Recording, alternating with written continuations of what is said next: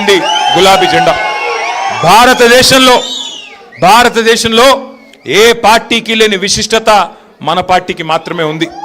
అది ఏంది అంటే మొదటి 14 ఏళ్ళు ఉద్యమ పార్టీగా, ఆ తర్వాత 10 ఏళ్ళు అధికార పార్టీగా, గత 2.5 ఏళ్ళు ప్రతిపక్ష పార్టీగా 3 పాత్రలు సమర్థవంతంగా పోషించిన ఒకే ఒక్క పార్టీ బీఆర్ఎస్ పార్టీ.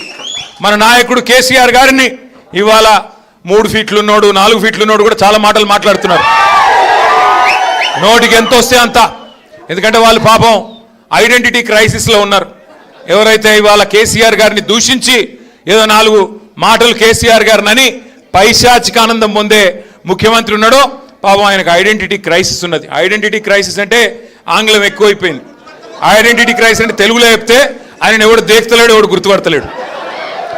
నిన్న ఎక్కడనో కాదు, ఇక్కడ శంషాబాద్ దగ్గర ఏదో రిబ్బన్ కటింగ్ ప్రోగ్రామ్ పోయిండు. మనం తెచ్చిన నేను చెప్తా తొందరపడక, నా చెవులో మీరు ఎర్రకపోతే చాలు.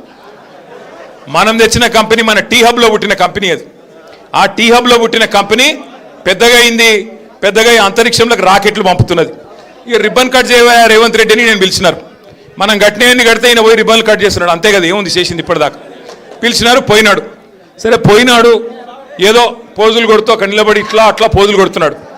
ఆఖరికి అక్కడ పిలిచే యాంకర్ అమ్మ ఉంటుంది కదా, ఆ అమ్మాయి ముఖ్యమంత్రి గారు అని చెప్పి శ్రీధర్ బాబు పేరు చెప్పింది తప్ప ఈయన మాత్రం గుర్తుపట్టట్లేదు. ఇది మొదటిసారి కాదు, చివరిసారి అంతకంటే కాదు. 2.5 ఏళ్ళు అయిపోయింది. యాంకర్లు గుర్తుపెట్టుకోవట్లేదు, యాక్టర్లు గుర్తుపెట్టుకోవట్లేదు, ఎవడు గుర్తుపెట్టుకోవట్లేదు ఆయన పేరు. ప్రజలైతే ఆయన పేరు తీస్తేనే బూతులో వర్షం కురిపిస్తున్నారు. నేను చెప్పట్లా ఇది, మీరు కావాలంటే ఆ యూట్యూబ్లో సోషల్ మీడియాలో చూడొచ్చు. ఎవరన్నా పోయి ఆయన ఎవరు ఉండే ఆయన పేరేంది అనగానే ఆయన పేరు చెప్పకు, ముఖం తిప్పుకుంటున్నారు. చివరికి హుజూర్ నగర్ పాత నల్లగొండ జిల్లాలో 12 సీట్లుంటే ఆగురా అయ్యా చెప్పని, పాత నల్లగొండ జిల్లాలో 12 సీట్లుంటే 12లో 11కి కాంగ్రెస్ ఎమ్మెల్యేలు గెలిపించినారు ఉమ్మడి నల్లగొండ ప్రజలు. సరే, కారణాలు ఏమైనప్పటికీ జరిగిపోయింది.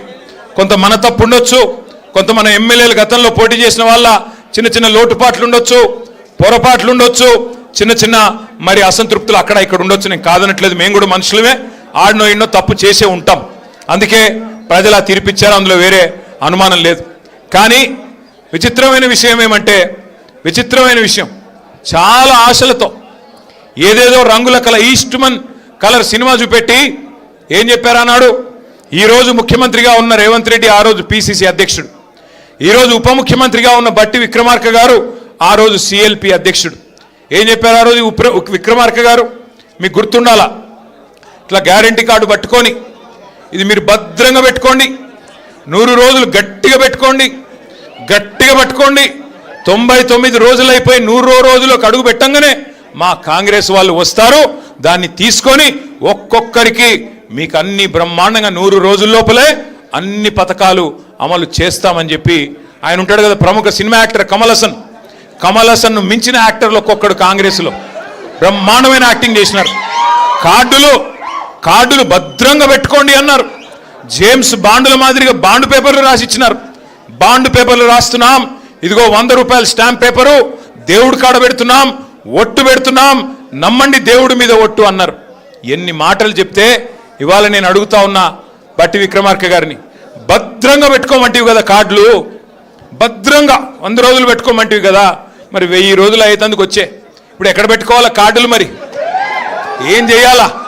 ఇక ఎంత సిగ్గులేని నీతి మాలిన మనుషులంటే కాంగ్రెస్ నాయకులు. ఏమైందయ్యా, 100 రోజులు 6 గ్యారంటీలు అంటారు కదా, 420 హామీలు ఇస్తారు కదా, 13 డిక్లరేషన్లు చెప్తారు కదా, రైతులకు రైతు డిక్లరేషన్, ఎస్సీ ఎస్టీలకు ఎస్సీ ఎస్టీ డిక్లరేషను, బీసీలకు బీసీ డిక్లరేషను, మహిళలకు మహిళా డిక్లరేషను, యువజనులకు యువజన డిక్లరేషను, మైనారిటీలకు మైనారిటీ డిక్లరేషను, ఎంతొస్తే అంత 420 అడ్డమైన హామీలు. అభయహస్తం అనే పుస్తకం మీ మేనిఫెస్టో పెడితిరి కదా, ఏమైంది మరి 100 రోజుల ముచ్చట అని ముఖ్యమంత్రి గారిని అడిగితే ఆయన ఏమంటున్నాడు ఎరికేనా? ఎంత కండలు తిరిగిన వస్తాదైనా 3 నెలల్లో పిల్లలు పుట్టిస్తాడా అని మాట్లాడుతున్నాడు. సరే ముఖ్యమంత్రి గారు, నువ్వు చెప్పింది కరెక్టే, 3 నెలల్లో పిల్లలు పుట్టారు, ఓకే, మేము కూడా ఒప్పుకుంటాం, మాకు కూడా తెలుసు. కూర్చున్న వాళ్ళందరికీ తెలుసు, రాష్ట్రంలో అందరికీ తెలుసు.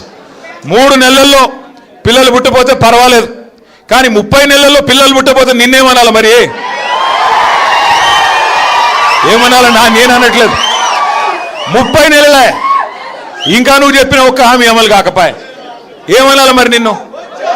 నేను అనలేదా, మళ్ళీ మీరు అనాల. నేనేమంటున్నా అంటే మాటలేమో ఆకాశాన్ని అంటే మాటలు, డైలాగులు, సినిమా డైలాగులు చూస్తే మరి కింద పనేమో ఏమీ లేదు. హల్లికి హల్లి, సున్నకు సున్నా. ఇక మీ ఉత్తమ్ కుమార్ రెడ్డి గారు ఉన్నారు, 6.5 ఫీట్లో 7 ఫీట్లో ఉన్నాడు. ఏమి లాభం? ఆ కృష్ణా నీళ్లు తాగి బాగానే పెరిగిండు వాటంగా, కానీ ఏమి చేసింది ఏమి? అప్పట్లో డైలాగ్ కొట్టినాడు ఉత్తమ్ కుమార్ రెడ్డి, మీకు యాదికుండాలా? ఏమన్నాడు? నేను కేసీఆర్ని దించేదాకా గడ్డమే దియ్యా అన్నాడు.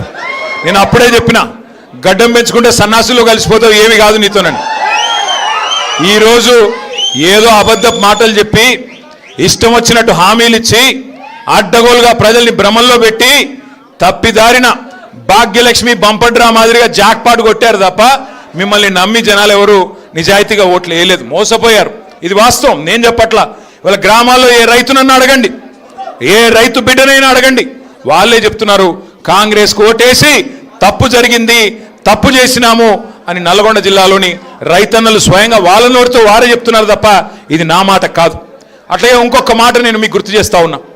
కాంగ్రెస్ పార్టీ నల్గొండ జిల్లాకి, ఉమ్మడి ఆంధ్రప్రదేశ్కి, ఈ దేశానికి దాదాపు 60 ఏళ్ల పాటు నాయకత్వం వహించింది.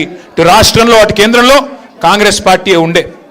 55-60 ఏళ్ళు నాయకత్వం వహించిన కాంగ్రెస్ పార్టీ 2014కు పూర్వం ఏం చేసిందయ్యా నల్గొండకి అంటే, ఒకవైపు మూసి నిండా మురికి నింపి ఒకవైపు గబ్బు లేపింది.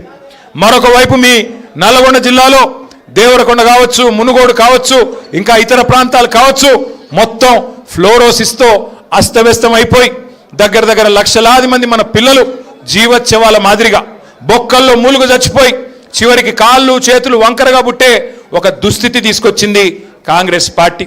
ఎన్నడూ మిర్యాలగూడ కానీ, సాగర్ కానీ, హుజూర్ నగర్ కానీ, కోదాడ కానీ, తుంగతుర్తి కానీ, సూర్యాపేట కానీ టైలెండ్ గ్రామాలకి ఎన్ఎస్పి ఉన్నా ఎన్నడూ టైలెండ్ గ్రామాలకి నీళ్లు కూడా ఇవ్వని పరిస్థితి కాంగ్రెస్ పార్టీది.